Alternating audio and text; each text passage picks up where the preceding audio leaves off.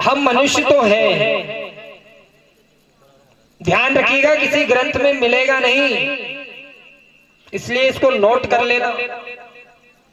ये आज नहीं कल तो काम आएगा, इसका हम दावा ठोक कर कह रहे हैं आपसे कि हम अगर मनुष्य हैं तो मनुष्य होने का दायित्व क्या है। दायित्व मतलब मनुष्य के द्वारा क्या क्या किया जाना चाहिए। अभी मनुष्य सिर्फ झूठ बोल रहा है, ठगी कर रहा है, धन की ओर भाग रहा है, सब कुछ लगा करके सब रिश्तों को खोखला कर रहा है। लेकिन मनुष्य का सबसे पहला दायित्व मनुष्य का होता है अपने माता पिता के प्रति। अब माता पिता के प्रति दायित्व का अर्थ क्या है? माता पिता के प्रति दायित्व का अर्थ है कि उनकी व्यवस्थाएं कर दे जीवन की, ऐसा उनको तार मिला दे कि उनका जीवन आराम से कट जाए। वो जो चाहते हैं वैसा उनके लिए कर दे, उसके बाद उनको उनके कर्म के साथ छोड़ दे। वो उनका अब कर्म है, क्योंकि सभी का कर्म है। दूसरा, माता पिता के बाद अपने भाई बहन, तो भाई बहनों के प्रति दायित्व है। भाई को सत्मार्ग से लगाना है, धन अर्जित के मार्ग से लगाना है, उसे सिखाना है कि जीवन को कैसे जिए। काम धंधा से उसे चालू रख करके उसको अपने कर्म पर छोड़ देना है, बार बार टोकना नहीं है, नहीं तो दायित्व खत्म हो जाएगा, फिर आपका अपने लिए दायित्व खत्म हो जाएगा। तो भाई के लिए हो गया, बहन के लिए दायित्व है कि अच्छा परिवार ढूंढ के उसको शिक्षा दीक्षा दे करके, नौकरी सर्विस जो चाहती है वो लगा करके उसको अच्छे परिवार में बिहा दो, उसके बाद उसको अपने कर्म पर छोड़। मित्र के प्रति, मित्र को गलत मार्ग से बचा करके सही मार्ग पर ले आओ, सही दिशा बता दो। और अभी तो ऐसा हो गया, कोई मित्र ऐसा बचा ही नहीं है जो सही दिशा बता दे। हम पी रहे तो आ जाओ, बोले पार्टी चल रही है। कहाँ पे? तो बोले नंदू के छत पे, पीछे से आना, उसकी माँ जग रही। वो चढ़ रहा है छत पे और पाइप से पैर फिसला, गिर गए, कमर टूट गई। कमर टूट गई, बोले लेने आओ, उसको उठा के ले गए, फिर भी कमर छोड़ दी, पी रहा है, बोले पार्टी। तो मित्र के प्रति उसे सही दिशा दे। अगर वो कुसंगति में जा रहा है, गलत मार्ग में जा रहा है, तो उसे दिशा पर लाओ, उसे जीवन बताओ, उसे अर्थ बताओ और छोड़ो। उसके बाद गुरु के प्रति दायित्व, गुरु के प्रति दायित्व खूब समर्पण दिखा दो, खूब समर्पण करो, उनकी खूब सेवा करो। और उसके बाद उनसे मांगने की आशा मत रखना, ये दायित्व दे रहे हैं हम आपको।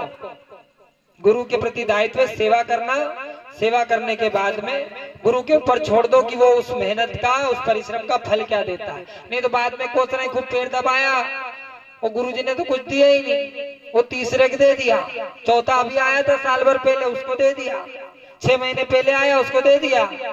हमने गुरुजी की खूब सेवा की, हमको कुछ देकर नहीं गए। तो तुमको पगलो, वो सेवा दे गए। सेवा का मौका किसको मिलता है? गुरुजनों की। तो बड़े बड़े आपके पूर्वजों का आशीर्वाद है कि गुरुजनों की सेवा का मौका, अवसर आपको मिला। तो गुरु दायित्व यही है, सेवा करो, मन से करो, हृदय से करो, मांगने की आशा नहीं रखना। जहां आशा रखोगे आपका दायित्व खत्म, स्वार्थ शुरू। दायित्व खत्म और स्वार्थ शुरू।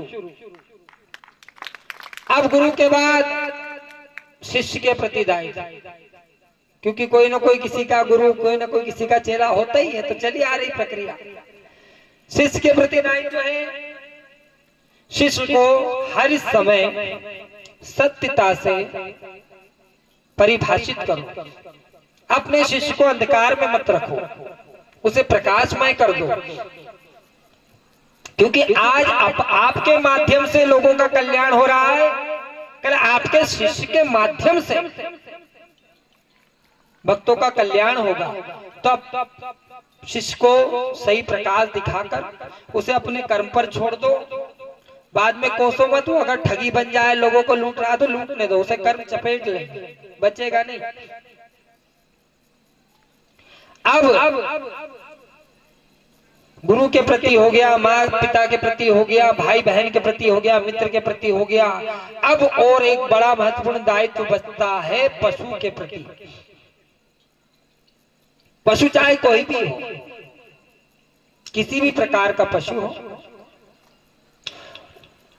आप में जितना सामर्थ्य हो, चाहे गौ माँ के लिए, कुत्तों के लिए, बिल्लियों के लिए और अन्य अन्य प्रकार के जितने भी जीव जंतु होते हैं, तो अपने जीवन काल की एक 25% कमाई का, सीधे 25% कह रहे हैं, किसी को अटैक नहीं आ जाए, लेकिन ध्यान रखना 25% लगा दोगे, अटैक भी आ रहा होगा तो वो आड़े आ जाएगा और आप बच जाओगे, मरोगे नहीं।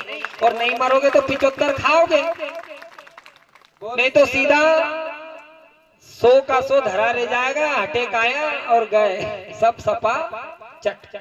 तो 25% आपकी कमाई का पशु सेवा में लगा दो, चाहे गौ सेवा में लगा दो, जहां चाहते हो वहां लगा दो, आपका दायित्व खत्म। अंतिम दायित्व की ओर चलते हैं। अंतिम दायित्व हमारा अपने स्वयं के प्रति है, और सभी दायित्व निभाने चाहिए। एक भी छूट गया ना तो ध्यान रखना, परेशान हो जाओगे, कहीं समाधान नहीं होना। अंतिम दायित्व है स्वयं के प्रति। तो स्वयं के प्रति दायित्व है कि यह शरीर जो है ये पंच तत्व का निर्मित है। यह हमें परमपिता परमेश्वर ने भेंट स्वरूप कुछ समय संभालने के लिए सौंपा है। वह देखना चाहता है कि हम उसके द्वारा जो हमें भेंट स्वरूप यह हाड़ मांस का शरीर मिला है, तो इसका प्रयोग हम क्या करते हैं। तो स्वयं के प्रति दायित्व है अपने खाने का, अपने पीने का, अपने रहने का, अपनी बातचीत, अपना आवरण, अपना तरीका, कितनी सात्विकता है, इन सबको अपनी आदतों में डालना चाहिए।